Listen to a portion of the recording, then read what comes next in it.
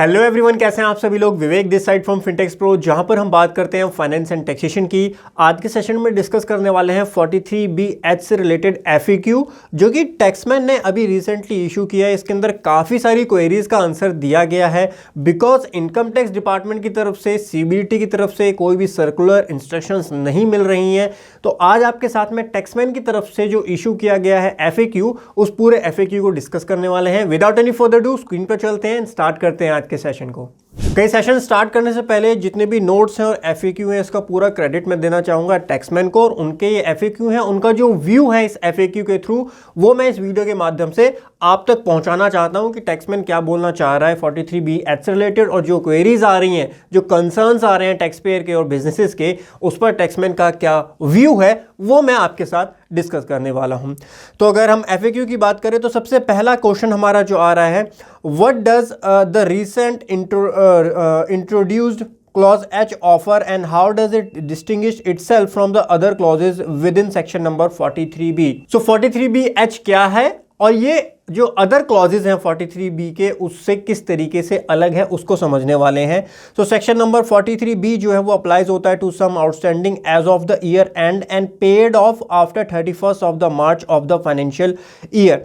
The newly inserted clause H provide करता है that any sum payable by the assessee to a micro और small enterprises beyond the time limit specified in section number 15 of MSME act shall be allow in the previous year in which sum sale is actually paid. तो simple सा है, देखो provision पढ़ के अगर आप simply समझना चाहते हो तो सिंपली प्रोविजन ये बोलता है कि अगर आप 45 डेज का जो टाइम लिमिट है MSME एक्ट में दी हुई है, उसके बाद में अगर आप पेमेंट करोगे तो आपको वो तभी अलाउ किया जाएगा उस प्रीवियस ईयर में जिस प्रीवियस ईयर में आपने एक्चुअल में पेमेंट की है, यानी वो खर्चा आपको अलाउ किया जाएगा एक्चुअल पेमेंट वाले ईयर में।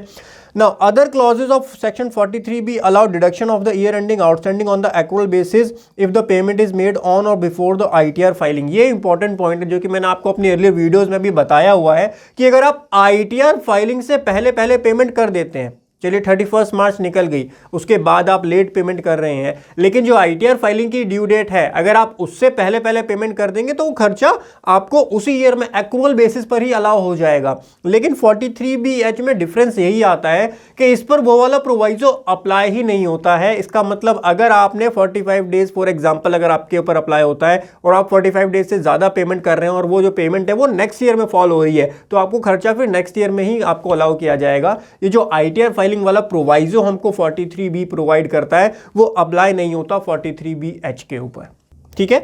सेकेंड FAQ आता है, who is classified as micro and small enterprises. तो इसके लिए हमको एक्सप्लेनेशंस दी हुई है। माइक्रो एंटरप्राइजेज के लिए हमको रेफर किया गया है कि आप MSME एक्ट का clause number H of section number 2 पढ़ लीजिए। स्मॉल एंटरप्राइजेज के लिए आप क्लॉज M पढ़ लीजिए सेक्शन नंबर 2 का।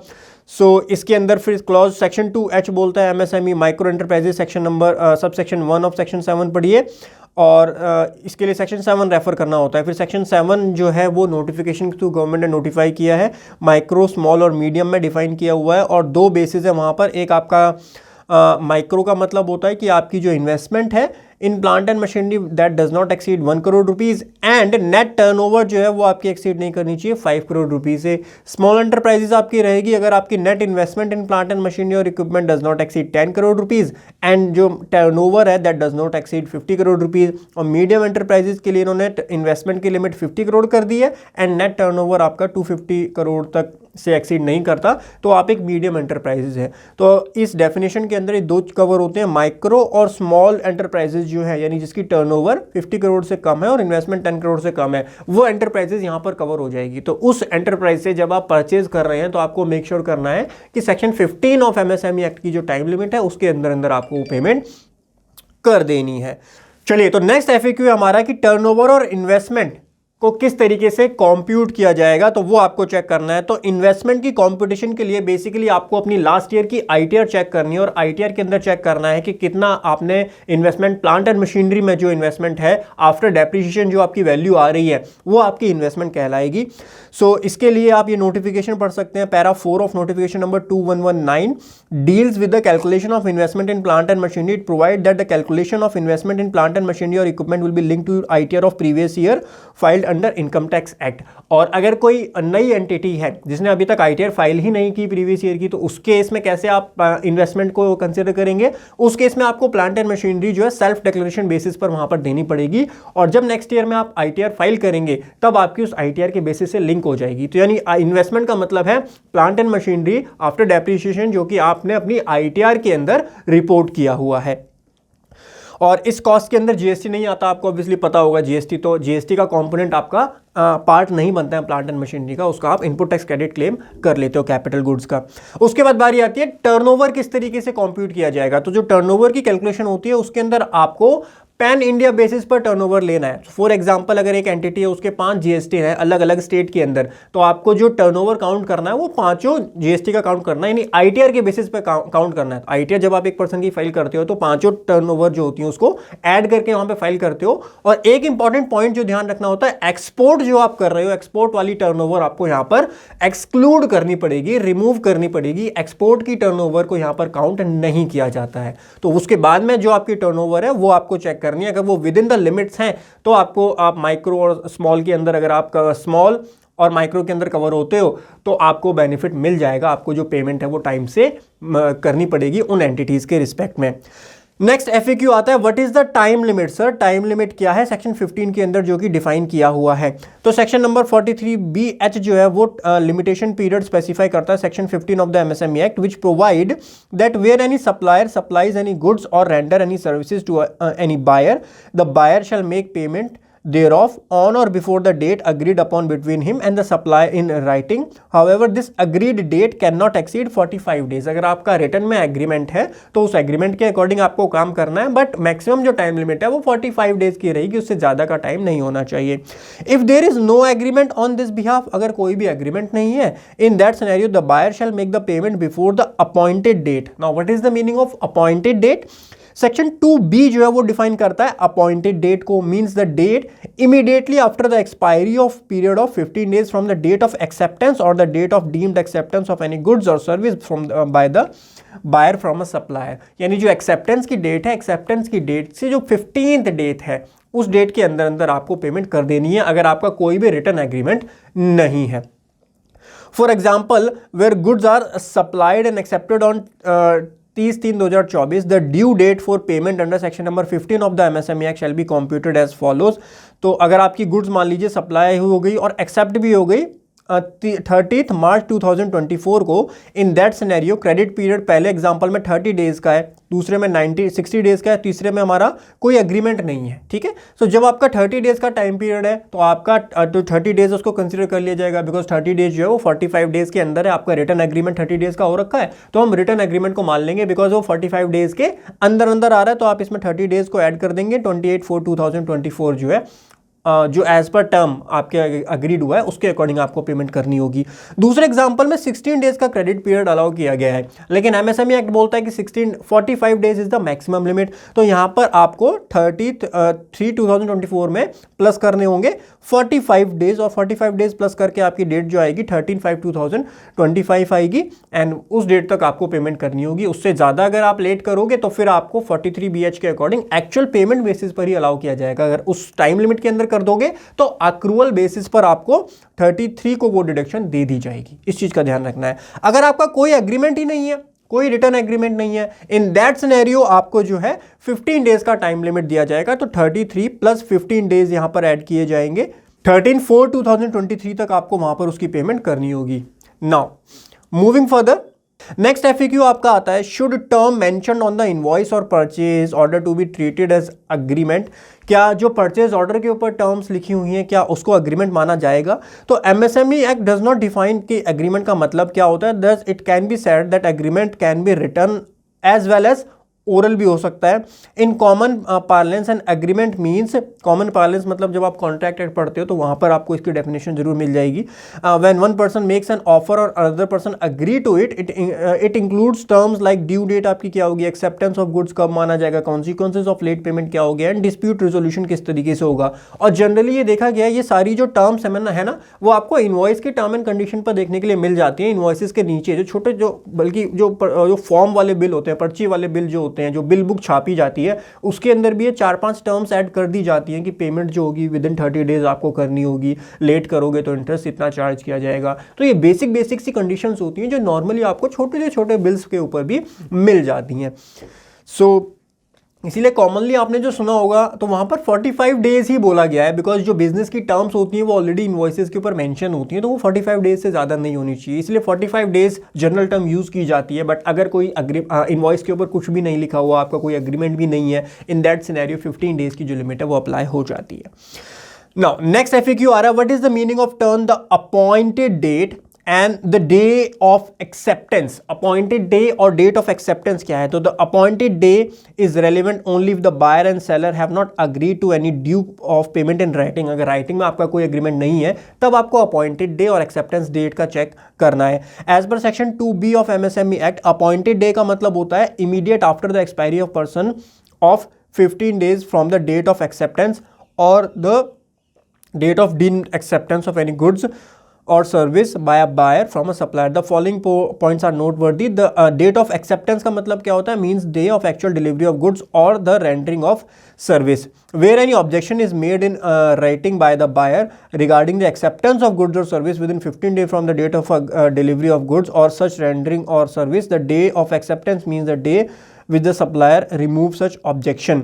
The date of deemed acceptance का मतलब क्या होता है? Means no objection is made in written by the buyer regarding the acceptance of goods or service within 15 days from the date of delivery of goods, the rendering of service. The date of the actual delivery of goods or the rendering of service shall deem to be the date of acceptance. इसका मतलब date of acceptance का मतलब क्या माना जाएगा? वो दिन जब आपने गुड्स डिलीवरी कर दी या फिर और आगे से वो एक्सेप्टेंस आ गई है। अदरवाइज अगर कोई ऑब्जेक्शन सप्लायर की तरफ से आया है तो जब आप रिसिपेंट की तरफ से आया है तो जब आप उसको क्लियर करा दोगे, जब उस ऑब्जेक्शन को क्लियर करा दोगे, वो डेट आपकी जो है एक्सेप्टेंस की डेट जो है वो मानी जाएगी।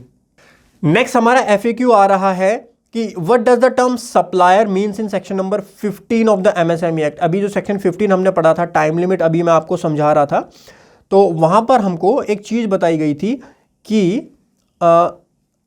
यहां पर देखिए, where any supplier supplies any goods. So what is the meaning of this supplier?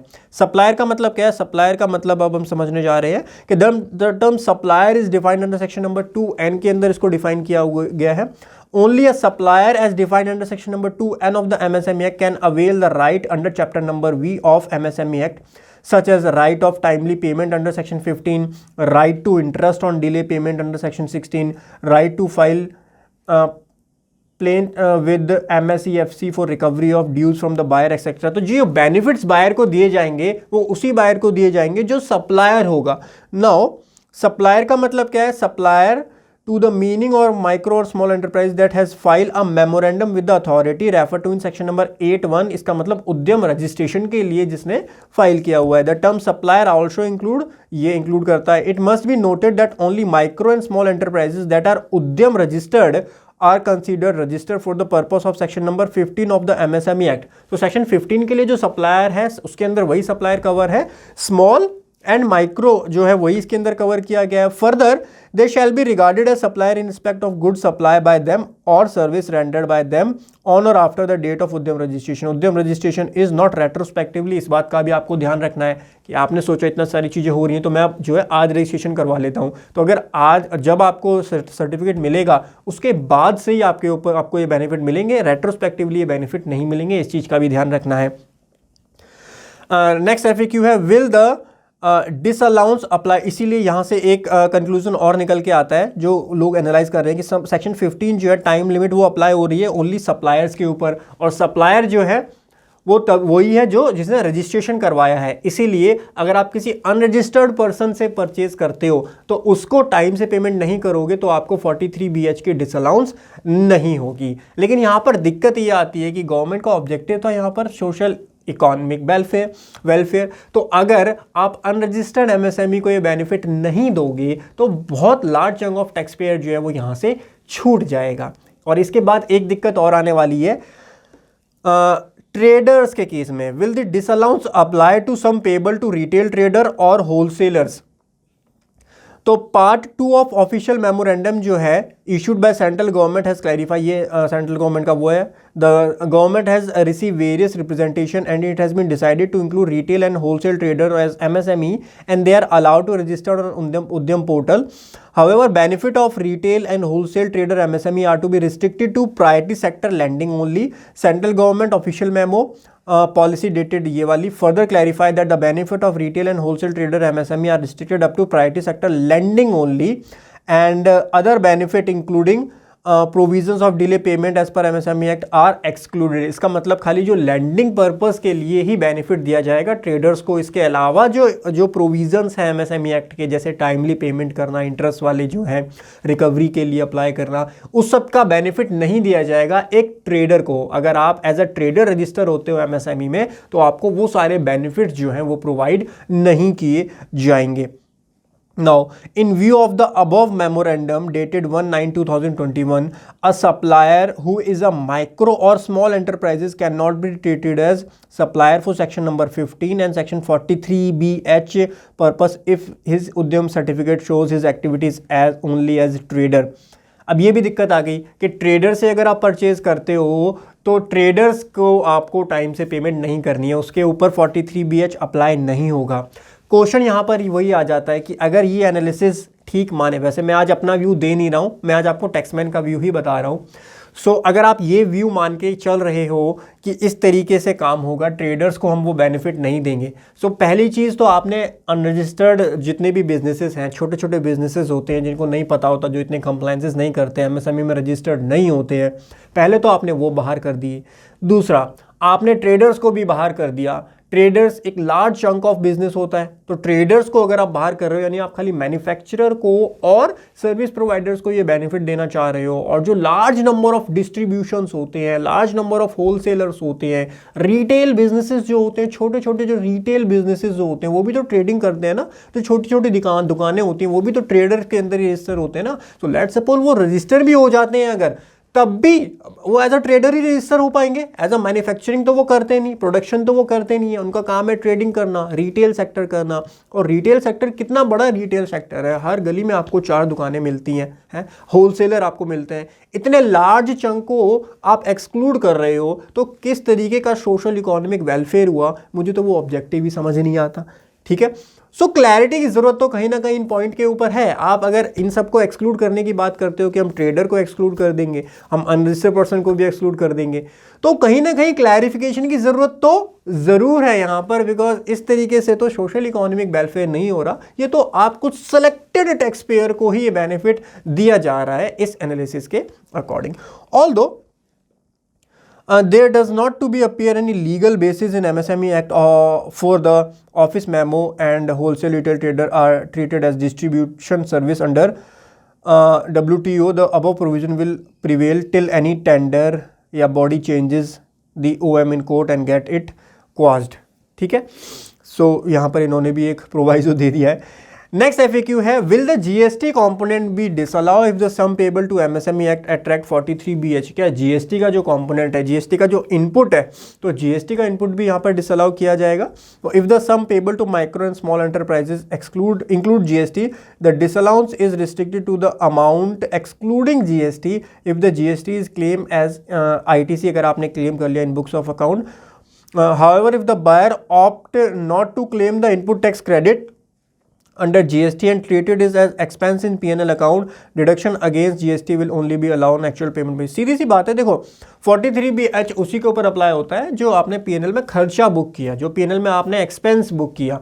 GST का जो इनपुट अगर आप क्लेम कर रहे हो, GST का इनपुट अगर आप क्लेम कर रहे हो, वो आपके 2B में भी आ गया, उसने तो भाई टाइम से अपना इनवॉइस बनाया, अपनी R1 फाइल कर दी, आपके 2B में भी आ गया, आपने उसको क्लेम भी करोगे या नहीं करोगे वो यहाँ पर आपको चेक करना पड़ेगा. सो आपके अगर 2B में आ गया, आपने उसको क्लेम कर लिया, तो GST प्रोविजंस के अकॉर्डिंग कोई दिक्कत नहीं है भाई, GST प्रोविजन उसको अलाउ करेगा, GST में कोई दिक्कत नहीं है. आप चाहे 60 डेज में पेमेंट करो, GST में 180 डेज का टाइम होता है, मैं आपको क्लैरिफाई कर देता हूँ. टाइम लिमिट GST के अंदर भी है. GST में अगर आप 180 डेज से ज़्यादा डिले करोगे तब आपको वो रिवर्स करना पड़ेगा. ठीक है। सो वहां पर 180 डेज की टाइम लिमिट होती है। सो 180 डेज के अंदर अंदर अगर आप कर रहे हो, लेट्स एग्जांपल 90 डेज में अगर आप पेमेंट कर रहे हो तो 90 डेज में जीएसटी में आपको कोई दिक्कत नहीं आने वाली है, जीएसटी में वो खर्चा अलाउ हो जाएगा और आईटीसी आप क्लेम कर पाओगे। आईटीसी क्लेम कहाँ होता है? आईटीसी आपकी एक असेट बनती है जाकर के, बैलेंस शीट में जाकर के बैठता है आईटीसी, तो आपका डिसअलाउंस का कोई पॉइंट नहीं आता जीएसटी का। लेकिन वहीं पर दूसरी तरफ आप क्या बोल रहे हो कि हम आईटीसी अभी क्लेम ही नहीं कर रहे, हम आईटीसी भी नेक्स्ट ईयर में ही क्लेम करेंगे जब इस बिल को हम अपने इनकम टैक्स में दिखाएंगे, सो दैट हमारा इनकम टैक्स और जीएसटी में जो परचेजेस है वो मैच हो जाए और उसमें मिसमैच ना आए। वैसे वो मिसमैच आता भी है तो उसमें कोई दिक्कत वाली बात नहीं है, वो तो इनकम बुक्स में आपका आता ही है। बुक्स के अंदर income tax point of view से अगर आप देखोगे ना तो आपका यहाँ पर डेफर्ड टैक्स निकल के आएगा टाइमिंग डिफरेंस की वजह से, ठीक है। तो बुक्स में तो आप एक्रूअल बेसिस पर ही रिकॉर्ड करोगे, मैं क्लैरिफाई कर देता हूं, बुक्स में आप खर्चा एक्रूअल बेसिस पर ही रिकॉर्ड करोगे, आपका डेफर्ड टैक्स यहां पर निकल करके आएगा जो इसकी एडजस्टमेंट आपको अपनी बुक्स के अंदर एक्स्ट्रा करनी पड़ेगी अगर 43BH का कोई केस आपके क्लाइंट के केस में आता है तो। जीएसटी के ऊपर कोई इंपैक्ट नहीं आएगा, आप इजीली उसको क्लेम कर सकते हो। लेकिन अगर आप जीएसटी पूरा का पूरा पीएनएल में डेबिट करोगे तब आपको वो रिवर्स करना पड़ेगा, ठीक है, तब आपको वो रिवर्स करना पड़ेगा। काफ़ी केसेस ऐसे होते हैं जब जीएसटी पूरा, जैसे आपने कोई ऐसा सेक्शन 17(5) का कोई ब्लॉक आईटीसी था, वो आइटम अगर आपने परचेज किए, वो सर्विसेज आपने लिए, उस केस में तो आप पूरा का पूरा खर्चा डेबिट कर देते हो, तो वहां पर आपको वो पूरा का पूरा फिर डिसअलाउ हो जाएगा और नेक्स्ट ईयर में जब आप उसकी पेमेंट कर दोगे तब आपको वो खर्चा अलाउ किया जाएगा, ठीक है। तो पीएनएल में डेबिट नहीं होना चाहिए जीएसटी, ये चीज आपको मेक श्योर करनी है, अदरवाइज जीएसटी अलाउ हो जाएगा अगर वो एसेट साइड में बैठ रहा है जाकर के। तो नेक्स्ट है FAQ, are the provision of 43BH, ये इंपॉर्टेंट क्वेश्चन आ गया, वैसे इसका जवाब आपको मिल गया होगा। Apply to non registered suppliers के ऊपर क्या अप्लाई होगा?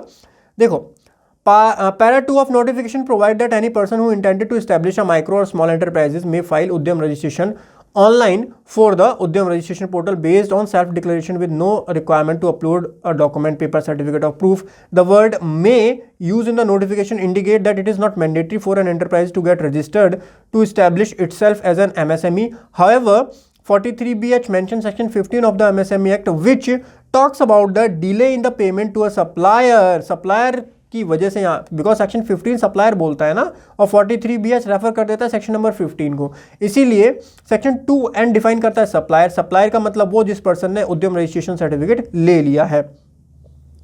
Now so without registration on the Udyam portal, section 15 of the MSME Act may not be invoked for disallowance under section number 43B of the Act. तो ये टैक्समैन का point of view है कि जब तक आप रजिस्टर्ड नहीं होगे तब तक आप सप्लायर नहीं बनोगे, जब तक आप सप्लायर नहीं बनोगे तब तक आप सेक्शन नंबर 15 का बेनिफिट नहीं ले सकते। सेक्शन 15 टाइम लिमिट का बेनिफिट आपको इनकम टैक्स में नहीं मिलेगा और वहां पर फिर आपको डिसअलाउंस नहीं होगा। सिंपल मतलब ये है कि नॉन रजिस्टर्ड सप्लायर, जो पर्सन एमएसएमई में रजिस्टर्ड नहीं है, उसको ये बेनिफिट नहीं मिलेगा। मतलब अगर आप उसको 45 डेज से ज़्यादा भी पेमेंट कर रहे हो तब भी आपको वो खर्चा अलाउ हो जाएगा और कोई डिसअलाउंस 43BH की नहीं रहेगी अगर वो पर्सन रजिस्टर्ड नहीं है एमएसएमई के अंदर, ठीक है जी। तो further it is well impossible for any buyer to scrutinize the financial ITR and GSTR for all his supplier to determine their classification into micro, small or medium and to call for the financial ITR and GST for the supplier every now and then to check whether there is any change in classification. The only feasible and accurate method to validate the classification supplier is to refer to this उद्यम registration. Udyam registration आप उनसे मंगवा लीजिए registration certificate, उसके लिए आप ये conformation letter है जो कि आप मंगा सकते हो। इसका लिंक मैं नीचे डिस्क्रिप्शन में दे दूंगा जहाँ से आप इसको डाउनलोड कर सकते हो।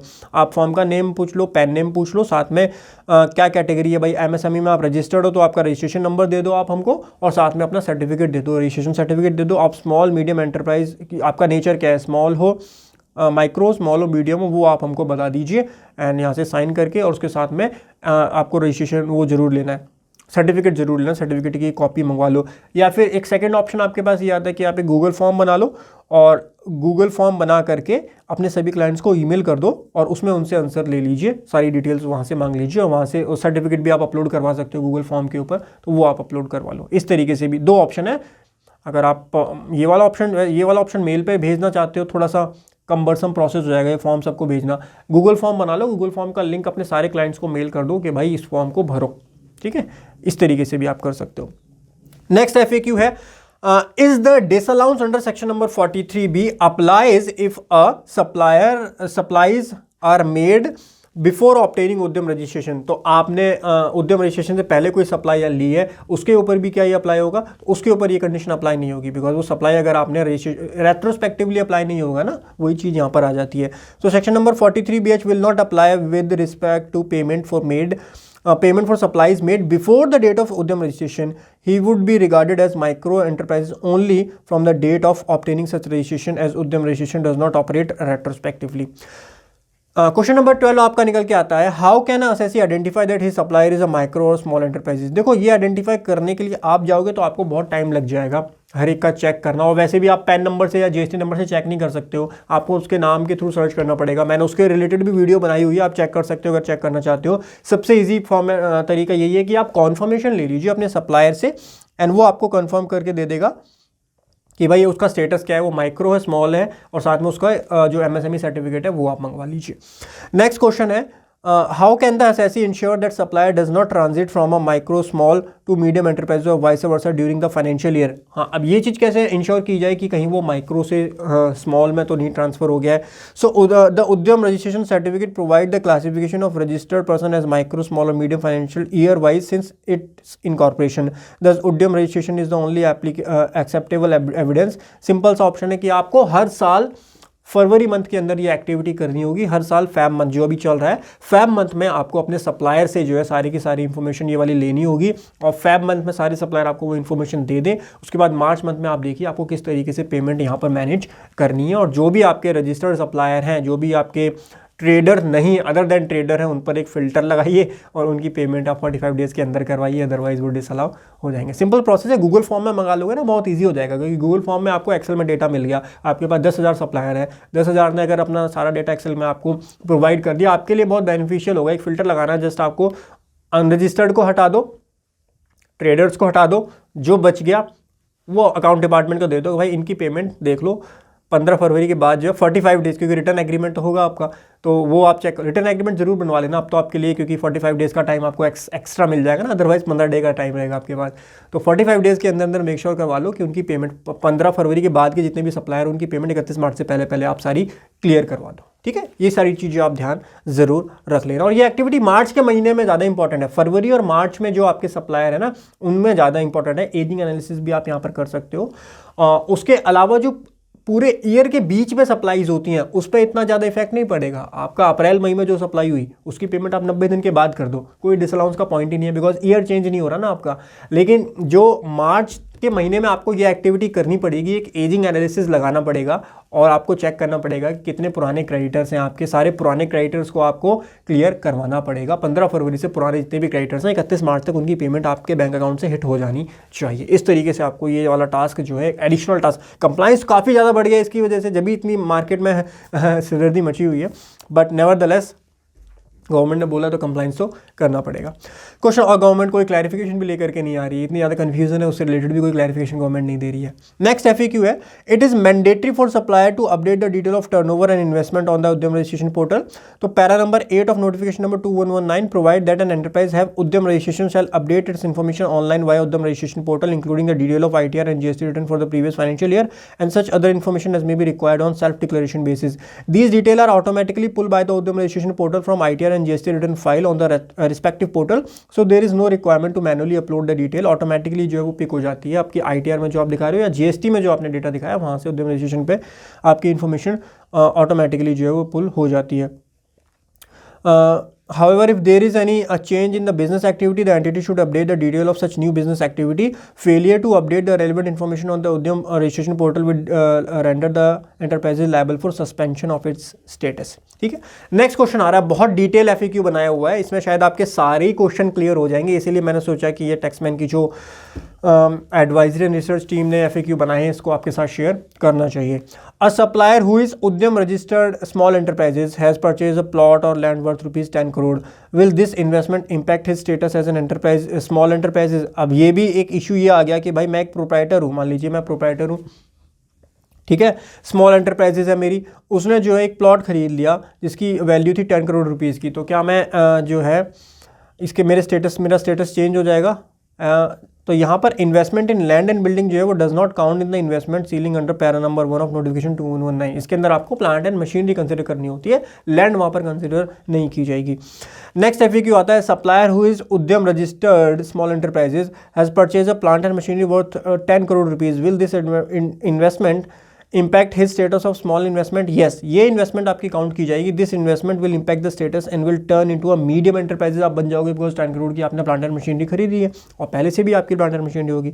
However even after this upward reclassification, the entity shall continue to avail of all non-tax benefit of the category for a period of 3 years from the date of such upward change. There is no definition of non-tax benefit in the MSME Act on the notification. Investopedia, तो Investopedia की definition पढ़ने का कोई मतलब नहीं है। मतलब medium enterprise जब आप हो जाओगे तो आपको बेनिफिट नहीं मिलेगा ये वाला जो टाइमली पेमेंट है वो। FAQ नंबर 17 है will micro and small enterprises having उद्योग आधार MSME or EO2 will be regarded as MSME registration. So UAM or EM2 registration will valid up to 30/2022. These registration are not valid with effect from 1/2022. There is no process of automatically migration the enterprises from UAM to उद्यम registration unless the enterprises file उद्यम. Therefore enterprises with UAM या EM ये पहले चलते थे will not be regarded as small or micro enterprises. उनको ये नया वाला जो है उद्यम रजिस्ट्रेशन वाला जो पोर्टल है इस पर रजिस्ट्रेशन होना चाहिए। नेक्स्ट FAQ है what if the amount outstanding at the and यानी 31/3/2024 जो है is paid in the next financial year 24-25 but beyond the time limit by section number 15 of the MSME act. ये इंपॉर्टेंट क्वेश्चन आ रहा है। मान लो मैंने एक सेल करी 31 इस तारीख को ही करी, 31/3/2024 को मैंने कोई सेल करी, तो 31 तारीख को जो आपको क्रेडिटर का बैलेंस आएगा तो तब तो ये डिटरमिन हो नहीं पाएगा इस केस में। अगर आप टाइम से पेमेंट कर दोगे तो एक्रूअल बेसिस पर अलाउ हो जाएगा, टाइम से पेमेंट नहीं करोगे तो एक्चुअल बेसिस पर अलाउ होगा। ठीक है, तो इसके लिए अगर आप टाइम निकालोगे तो आपको यहाँ पर टाइम निकालना पड़ेगा। तो आपको 15 डेज आएगी। अगर आपका कोई एग्रीमेंट नहीं है तो 15 डेज में पेमेंट करनी है। अगर आपका एग्रीमेंट है तो 45 डेज का मैक्सिमम होगा, या फिर अगर आपका एग्रीमेंट उससे कम है 30 डेज का तो 30 डेज में आपको पेमेंट करनी होगी। फॉर एग्जाम्पल लेके चलते हैं कि 30 डेज हमारा जो है रिटर्न एग्रीमेंट है और 30 डेज मेरे कब हो जाएंगे, 30 डेज मेरे जब भी कंप्लीट हो रहे हैं और 30 डेज के अंदर अंदर मैं इसकी पेमेंट कर देता हूँ। तो अगर 30 डेज के अंदर पेमेंट करोगे तो ये खर्चा आपको अलाउ होगा एक्रूअल बेसिस पर, तो मुझको यहाँ पर इस ईयर में अलाउ हो जाएगा, यानी 23-24 में वो खर्चा अलाउ हो जाएगा, कोई दिक्कत नहीं आएगी। लेकिन अगर मैं 30 डेज के बाद में उसकी पेमेंट कर रहा हूँ तो जो एग्रीमेंट में लिखा है उससे मैं बाद में पेमेंट कर रहा हूँ तो सेक्शन 15 जो है वो यहाँ पर क्या हो गया, वायलेट हो गया। उसकी टाइम लिमिट के मैंने बाद में पेमेंट की है। इन दैट केस ये खर्चा मुझे एक्चुअल बेसिस पर अलाउ होगा और एक्चुअल बेसिस मेरा जो पड़ रहा है वो 24-25 में पड़ रहा है, तो 24-25 में फिर वो खर्चा आपको अलाउ कर दिया जाएगा। इसको डिटरमिन करने में ज़्यादा बड़ा चैलेंज इसलिए नहीं आएगा बिकॉज जब आप ITR फाइल कर रहे हो तो ITR की डेट तो वैसे भी ITR के फॉर्म्स ही मई-जून में आते हैं, तो उस टाइम पे आप ये इजीली डिटरमिन कर पाओगे कि टाइम से पेमेंट हुई है या नहीं हुई है, डिसअलाउ खर्चा करना है या नहीं करना है। ठीक है, वो चीज़ आपको यहाँ मिल जाएगी। Where the amount outstanding at the end is paid next beyond the time limit allow in section number 15 of the MSME act, such amount shall be disallow while computing the business income from current financial year. However this disallowance is not permanent or irreversible. Where the amount outstanding is paid in next year but beyond the time limitation of section 15, such amount shall be allowed within the while computing the business income of next financial year 24-25 की जब आप compute करोगे तब आपको वो allow कर दिया जाएगा। नेक्स्ट FAQ है goods were purchase from MSE on 1/4/2023 and the payment was made on 31/3/2024, will it be disallow? क्यों डिसअलाउ होगा? यही चीज़ तो मैं आपको समझाने की कोशिश कर रहा हूँ कि अगर सेम ईयर में आप कितना भी डिले कर दो कोई फर्क नहीं पड़ेगा, बिकॉज अगर फाइनेंशियल ईयर चेंज हो रहा है और वहाँ पे आप डिले करोगे तो आपका फ़र्क यहाँ पर पड़ जाएगा, तो यहाँ पर आपका कोई डिसअलाउंस नहीं किया जाएगा। उसके बाद बारी आती है is interest payable to MSME act for delay payment allowable as a deduction under income tax act. तो section number 23 of MSME act stated the interest paid by a buyer for delay payment is not deductible under income tax act. Section number 23 बोलता है कि जो interest आप पे कर रहे हो, section number 23 of MSME act बोलता है कि जो आप इंटरेस्ट पे कर रहे हो उसकी आपको खर्चा इनकम टैक्स एक्ट के अंदर नहीं दिया जाएगा। So is disallowance applicable if the assessee follow a cash system of accounting. अब क्वेश्चन आता है कि जो टैक्स पेयर है वो कैश सिस्टम फॉलो करता है, तो section 43B of income tax act mandate the allowability of various expenses only on a payment basis irrespective of the fact that whether the assessee follow a mercantile system accounting या cash basis. In cash method the revenue and expense are recognised only when the cash is receive or paid तो in other word income is recorded when the cash is receive and the expenses are recorded, therefore it will not, कोई impact ही नहीं करेगा, because जब खर्चा आप तभी book कर रहे हो जब आप पे कर रहे हो उसको, तो फिर आप जो पेमेंट है उसी बेसिस पर काम कर रहे हो, तो 43B की एप्लीकेबिलिटी वैसे ही खत्म हो जाती है, बिकॉज आप 43B के अकॉर्डिंग ही तो काम कर रहे हो। 43B तो बोलता है खाली कुछ स्पेसिफिक क्लॉजेज उसने बताए हैं, हम तो सारे खर्चे ही कैश बेसिस पे बुक कर रहे हैं, तो इसलिए उसकी एप्लीकेबिलिटी का क्वेश्चन यहाँ अराइज नहीं होता है। नेक्स्ट FAQ आता है, does 43BH applies with respect to amount due toward a purchase of capital good। तो कैपिटल गुड्स पे 43BH क्या 43B जो होता है वो कैपिटल एक्सपेंसेस को कवर नहीं करता है, वो ओनली वही एक्सपेंसेस को कवर करता है जो डिडक्टेबल होते हैं अंडर इनकम टैक्स एक्ट। तो कैपिटल एक्सपेंस डिडक्टेबल नहीं होते हैं, वो आपके बैलेंस शीट में जाते हैं, तो वो आपका यहाँ अलाउ नहीं किया जाएगा। So unlike section number 37(1), the deductibility under section number 43B is not linked to the distinct between capital expenditure and revenue expenditure. Section 43B applies to sum payable in respect of a deduction is otherwise allowable under this act. Therefore section number 43BH would apply to amount payable to micro small enterprises with respect to purchase of capital goods for which 100% deduction is admissible under section number 30 to 36। For example the deduction 100% of capital expenditure under 30। देखो income tax ना थोड़ा सा technical है, आपको समझना पड़ेगा। Income tax के कुछ प्रोविजंस ऐसे बोलते हैं कि अगर आप कुछ स्पेसिफिक नेचर की काम करते हो, जैसे आपका बी कीपिंग का है, आपका कोल्ड स्टोरेज है, इन केसेस में क्या होता है ना, कैपिटल नेचर के खर्चे भी आपको 100% अलाउ हो जाते हैं। सो आपको ये चीज़ मेक श्योर करनी है कि अगर इनकम टैक्स प्रोविजन के अकॉर्डिंग आपको वो खर्चा जो सप्लायर की आप पेमेंट कर रहे हो उसका खर्चा अगर अलाउ हो रहा है इनकम टैक्स एक्ट के अंदर, इन दैट सिनेरियो वो खर्चा आपका 43BH के अंदर कवर हो जाएगा। अगर वो खर्चा PNL में अलाउ नहीं हो रहा, इन दैट सिनेरियो वो नहीं होगा। देखो अपना आप बुक्स का जो टैली के अंदर आपका PNL हो रहा है ना, उसको नहीं चेक करना है, आपको बेसिकली चेक करना है इनकम टैक्स प्रोविजंस के अकॉर्डिंग हमको PNL बनाना होता है। इनकम टैक्स में खर्चे कुछ अलाउ होते हैं, कुछ खर्चे डिस अलाउ होते हैं। सो द पॉइंट इज कि अगर कोई कैपिटल नेचर का एक्सपेंस, जनरल बिजनेसेस में आपको ऐसा देखने के लिए नहीं मिलेगा, कैपिटल नेचर का खर्चा जो होगा वो आपका बैलेंस शीट में ही जाएगा, बट इनकम टैक्स के प्रोविजंस होते हैं वो अलाउ होते हैं। जैसे साइंटिफिक नेचर के एक्सपेंसेस आप करते हो, कुछ स्पेसिफाइड बिजनेसेस आप कर रहे हो 35AD वाले, तो वहां पर कैपिटल नेचर के खर्चे भी आपको 100% अलाउ कर दिए जाते हैं। सो अगर उस सप्लायर की आपको पेमेंट करनी है जो कैपिटल नेचर का है लेकिन इनकम टैक्स में वो अलाउएबल है, तो उस पर भी 43BH अप्लाई हो जाएगा और आपको टाइम से ही वहां पर पेमेंट करनी होगी। ठीक है, इन चीज़ों का ध्यान रखिए। So if 100% deduction of capital expenditure is not allowable, there would be no disallowance with respect to depreciation पे कोई डिसअलाउंस नहीं होगा। देखो एक क्वेश्चन ये भी माइंड में आता है कि सर मैंने कैपिटल नेचर की कोई एसेट खरीदी है और उसको मैंने अपने असेट साइड में बुक किया है, डेप्रिशिएशन तो उसका मैं बुक करूंगा ना, तो डेप्रिशिएशन को डिसअलाउ कर देते हैं। नहीं, 43BH डेप्रिशिएशन जो है ना, नेचर चेंज हो गया उसका। आपने डेप्रिशिएशन, और पहली बात वो आप पेमेंट तो किसी को डेप्रिशिएशन की पेमेंट थोड़ी करते हो, डेप्रिशिएशन वैसे भी नॉन कैश एक्सपेंडिचर ही होता है, वो अकाउंटिंग के लिए किया जाता है, और डेप्रिशिएशन मैंडेटरी होता है इनकम टैक्स एक्ट के अकॉर्डिंग, वो आपको बुक करना ही करना होता है। तो उस पर डिसअलाउंस की कोई बात यहाँ नहीं की जा रही है। जो उसके रिस्पेक्ट में खर्चा है वो आपको ओनली मेक श्योर करना है कि खर्चा किस तरीके से आपको अलाउ किया जाएगा। So capital goods if the MSI supplier of the capital, या MS medium and small enterprises को MSE बोल दिया गया, MSM मीडियम हटा दिया गया। Capital good is not paid in time, this is because depreciation is not a sum payable in respect of deduction is otherwise allowable. What can disallow must have the character of sum payable in respect which deduction is otherwise allowable. The court had taken the view that depreciation cannot be disallowed on the cost of asset which was capitalized in book of account, but tax thereon was not deducted under section number 40A(1) of the act. Now, can depreciation is disallowed if payment can depreciation be disallowed if payment for purchase of fixed assets is made beyond the depreciation? नहीं, depreciation disallow नहीं किया जाएगा, वो आपको allow किया जाएगा। Question number 24 है, whether disallowance attract if the assessee opt for presumptive taxation scheme under section number 44AD, section 44ADA और 44AE। तो इसके रिस्पेक्ट में देखो मैंने अपना एनालिसिस भी दिया था पिछली वीडियो में, और यहाँ पर जो है वही एनालिसिस टैक्समैन की तरफ से भी दिया गया है कि दोनों ही बोले जाते हैं ये दोनों क्लॉजेज जो है ना नॉन ऑब्स्टेंस क्लॉज होते हैं। अभी मैंने बेसिक्स ऑफ इनकम टैक्स की वीडियोस अपडेट कर दी है अपने कोर्स के अंदर, तो अगर आपने हमारा कोर्स लिया हुआ है तो आप चेक कर लीजिएगा। वहाँ मैंने आपको समझाया था what is the meaning of non obstante clause का मतलब क्या होता है, कि जब लॉ मेकर चाहते हैं कि किसी प्रोविज़न को हमको प्रायोरिटी देनी है over the other provision or over the other act, in that scenario non obstante clause का यूज़ किया जाता है, जिससे हमारे जो प्रोविज़न अब हम लिखने जा रहे हैं इस प्रोविज़न को कोई और प्रोविज़न इंटरेक्ट ना कर सके और इसको ओवरराइड ना कर पाए। बट दिक्कत ये आती है कि जब आप 43B पढ़ते हो तो 43B के अंदर भी 43B ओवरराइड करता है all provision of the act including the provision of presumptive taxation under section number 44AD। ये तो ऑब्वियस सी बात है, जब 43B जो है पूरे एक्ट को ही ओवरराइड कर रहा है तो पूरे एक्ट में ही तो 44AD प्रिजम्पटिव टैक्सेशन के प्रोविजंस भी इंक्लूड है।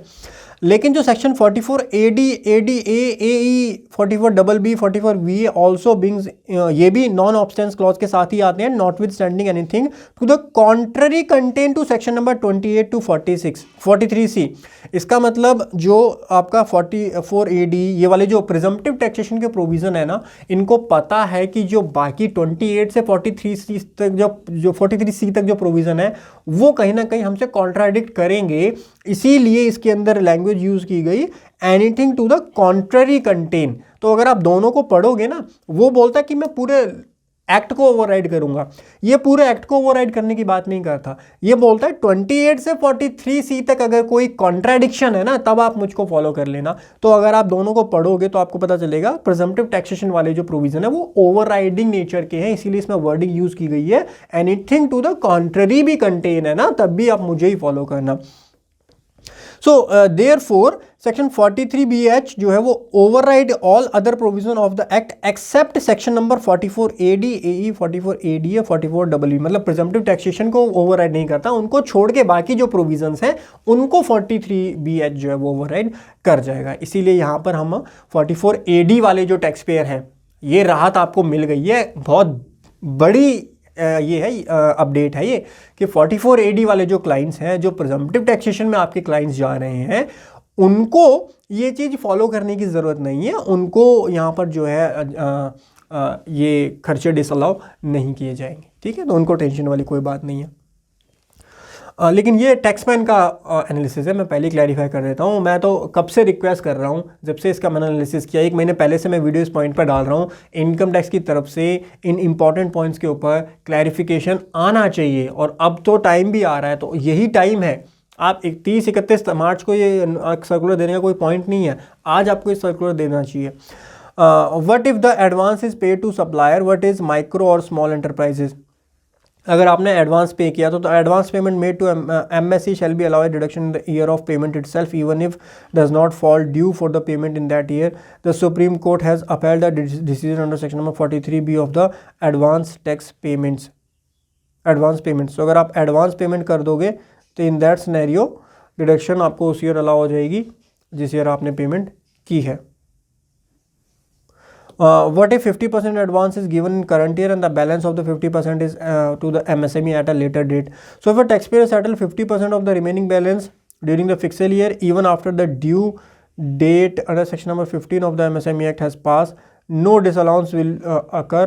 However, if 50% remain outstanding at the year end and is paid after the due date, disallowance would apply to the portion of payable to. जितना पोर्शन रह गया ना, देखो ऐसा हो सकता है कि आप हो सकता है पार्ट में पेमेंट हो गई हो, 50% पेमेंट हो गई है आपकी एडवांस में, लेकिन 50% जो पेमेंट बची है वो आपको करनी थी 15 दिन के अंदर, लेकिन आप 15 दिन के बाद में कर रहे हो, तो आपको जो डिसअलाउ होगा वो खाली 15% होगा, बिकॉज आपके सप्लायर कितने हैं, सप्लायर जो बचे हैं 31 तारीख को वो तो 50% ही आउटस्टैंडिंग थे ना, तो खाली वो 50% आपका डिसअलाउ किया जाएगा। नेक्स्ट है what if the cheque is handed over. आपने चेक दे दिया भाई to the MSE on or before the due date but it is encash by them after the due date. So as per accepted commercial usage, payment is regarded as made on the date of the check is handed over to the payee, provided that check does not bounce subsequently, और PDC नहीं होना चाहिए। एक और concept चलता है market के अंदर पोस्ट डेटेड चेक्स का, और बहुत कॉमनली चलता है, आपको भी पता होगा। सो PDC की डेट आपको ये चेक करनी है कि PDC की डेट उस डेट से ज़्यादा नहीं होनी चाहिए, 45 डेज़ है या 50 डेज़ जो भी अप्लाई होता है सेक्शन 15 के अकॉर्डिंग आपके ऊपर, उस डेट से ज़्यादा की डेट वो नहीं होनी चाहिए। तो वो चेक जो है वो उस डेट के अंदर ही होनी चाहिए, और चेक आपका बाउंस नहीं होना चाहिए। ये सारी कंडीशन सेटिस्फाई हो जाती है तो एक्रूअल बेसिस पर आपको खर्चा अलाउ कर दिया जाएगा। Does disallowance attractive provisions are made instead of crediting individual account of the trader या सप्लायर। आपने प्रोविज़न बना दिया instead of crediting individual account, मतलब एक्चुअल में उसको क्रेडिटर नहीं बनाया, आपने प्रोविजंस वहाँ पर क्रिएट कर दिए। तो प्रोविज़न रिप्रेजेंट सम पेबल, तो प्रोविज़न का मतलब भी सम पेबल ही होता है in respect of which deduction is otherwise allowable under section number 37(1), therefore they would fall within the ambit of 43BH। Next FAQ है, can disallowance under section number 43B be made while computing the MAT के purpose के लिए, तो mat के ऊपर ये apply नहीं होते हैं provisions.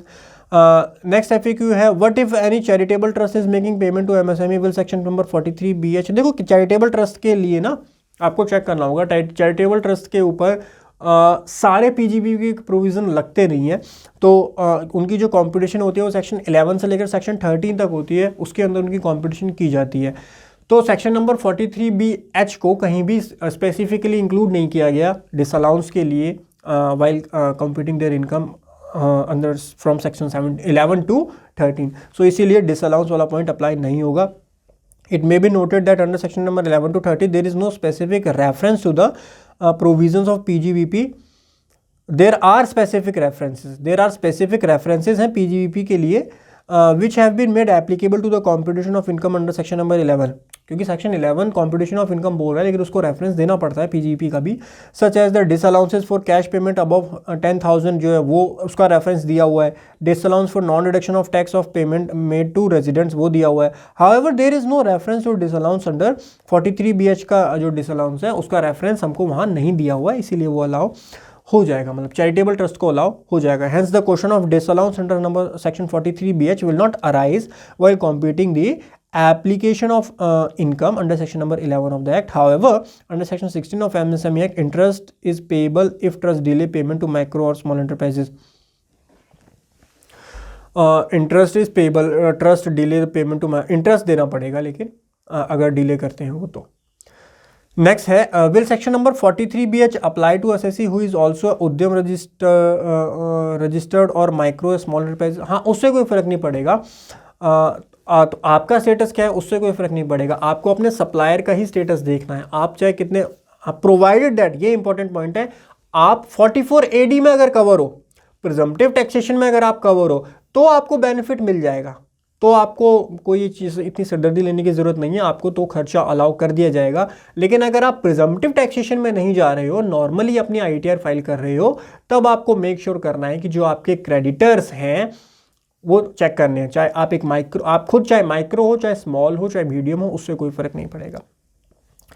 Will section number 43BH also apply to fee payable to a CA firm? बिल्कुल अप्लाई होगा अगर CA फर्म रजिस्टर्ड है ना, रजिस्टर्ड वाला पॉइंट ऑफ व्यू आप लेकर के चल रहे हो, तो अगर CA फर्म जो सर्विस प्रोवाइडर जो है वो रजिस्टर हो सकते हैं। CA फर्म भी सर्विस प्रोवाइड कर रही है, MSME में अगर वो रजिस्टर्ड है तो डेफिनेटली उनके ऊपर भी ये प्रोविज़न लगेगा। और पार्टी जो है, पार्टी का जो ड्यू चलता है, कल ही मेरे एक प्रोफेशनल से बात हो रही थी तो वो बोल रहे थे कि सर हमारे में तो ऐसा करते हैं कि ऑडिट करवा ली इस साल की, हमने बिल रेज कर दिया, प्रोविज़न बन गया, वो खर्चा हमको अगले साल के ऑडिट पे मिलेगा। मतलब एक साल का चक्कर घूमता है, मतलब नॉर्मल बिजनेस करते हो आपका 30 साल का साइकिल, 30 दिन का साइकिल होता है, 45 दिन का साइकिल होता है। हमारा साइकिल तो सर एक साल का घूमता है पूरा। हम जब इस साल की ऑडिट करेंगे तब हमको पिछले साल की ऑडिट का पैसा मिलेगा। मैंने कहा ये साइकिल तो कुछ ज़्यादा हो गया, तो आपके लिए भी थोड़ी सी खुशखबरी है, मुस्कुराइए।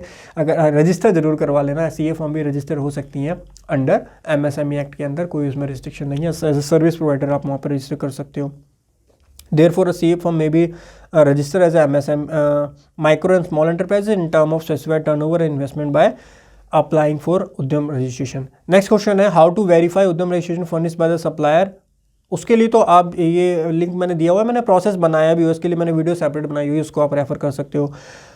Can it inferred from income उद्यम number printed on the supply invoices that he is micro small enterprises? नहीं, उससे आप नहीं कर सकते। देखो उसके लिए फिर आपको चेक करना पड़ेगा, अगर उसके इनवॉइस के ऊपर मेंशन है ना, फिर आपको खुद वेरीफाई करना पड़ेगा, इस लिंक पे जा करके चेक करना पड़ेगा कि वो ट्रेडर है या नहीं है। ट्रेडर वाला पॉइंट भी तो आता है, और उसके बाद उसका स्टेटस क्या है, माइक्रो स्मॉल या मीडियम है, वो चेक करना पड़ेगा। नेक्स्ट है, is it possible to get Udyam registration detail on supplier by searching for is? PAN number से आप नहीं सर्च कर सकते, नाम से तो आप फिर भी एक बार को कर सकते हो, मैंने वो प्रोसेस बताया है आपको, बट उसमें भी एक्जैक्टली मिलना थोड़ा सा दिक्कत हो जाती है। और इसी से रिलेटेड ना FAQ on timely payment to MSME से रिलेटेड टैक्समैन की ने एक बुक भी इशू की हुई है, पेड बुक है वो, उसका लिंक मैं डिस्क्रिप्शन में दे दूंगा अगर आप पढ़ना चाहते हो। उसमें और डिटेल में ये FAQs जो है वो डिस्कस किए गए हैं, और भी काफ़ी सारे जो FAQs वहाँ दिए हुए हैं टाइमली पेमेंट टू MSME से रिलेटेड। सो उसका लिंक आपको डिस्क्रिप्शन में मिल जाएगा, आप जरूर चेक कर सकते हो उस बुक को भी। बाकी ये नोट्स जो हैं ये फ्रीली अवेलेबल है, इसका लिंक मैं आपको डिस्क्रिप्शन में दे दूंगा, आप इनको पढ़ सकते हैं। Thank you so much guys for joining today session. अभी भी कोई क्वेरी रह जाती है तो आप मेरे से ज़रूर पूछिएगा। बाकी साथ के साथ मैं रिक्वेस्ट करना चाहूँगा CBDT से, इनकम टैक्स डिपार्टमेंट से और फाइनेंस मिनिस्ट्री से कि इस पॉइंट से रिलेटेड इतनी ज़्यादा कन्फ्यूज़न मार्केट में है और this is the appropriate time जब एक सर्कुलर आना चाहिए और इन चीज़ों पे क्लैरिटी मिलनी चाहिए कि वो सोशल इकोनॉमिक वेलफेयर है और ट्रेडर्स उसमें कवर नहीं है, सोशल इकोनॉमिक वेलफेयर्स है और नॉन रजिस्टर्ड एंटिटीज़ उसमें कवर नहीं है, तो किस तरीके का सोशल इको वेलफेयर हो गया वो। तो ये चीज़ जो है गवर्नमेंट को जस्टिफाई करनी पड़ेगी कहीं ना कहीं। मैं मेमोरेंडम टू फाइनेंस एक्ट भी पढ़ रहा था, वहाँ पर भी इसको सोशल इको वेलफेयर में इंक्लूड किया गया है। तो इतने सारे large number of tax payer को अगर आप वहाँ से एक्सक्लूड ही कर दोगे, एक ट्रेडर को एक्सक्लूड कर दोगे, तो ट्रेडर कितना लार्ज नंबर ऑफ चंक रहता है, ट्रेडर्स, रिटेलर्स, होलसेलर, डिस्ट्रीब्यूटर्स का, उसको आप एक्सक्लूड कर रहे हो इससे, इस चेन से, तो कोई पॉइंट नहीं हुआ ना प्रोविज़न लाने का। तो मेरे हिसाब से कुछ एक्सप्लेनेशन ऐड करना वो तो खैर पॉसिबल नहीं है, बट एक सर्कुलर एटलीस्ट आ जाए जिससे क्लैरिटी मिल जाए तो वो ज़्यादा बेनिफिशियल पॉइंट रहेगा। आशा करता हूँ कि आपको वीडियो पसंद आई होगी। ऐसे इन्फॉर्मेटिव वीडियोस के लिए आप सब्सक्राइब कर सकते हैं हमारे चैनल फिनटेक्स प्रो को। साथ ही में टैक्समैन पे विजिट कर सकते हैं, टैक्समैन की वेबसाइट आप देखना चाहते हैं डिस्क्रिप्शन में आपको उसका लिंक मिल जाएगा। ये जो मैंने बुक बताई टैक्समैन की वो भी आप चेक कर सकते हो। इन पूरे नोट्स का क्रेडिट जो है वो टैक्समैन को जाता है। Thank you so much guys for joining today session. Have a great time. हंसते रहिए, मुस्कुराते रहिए। Bye bye, take care.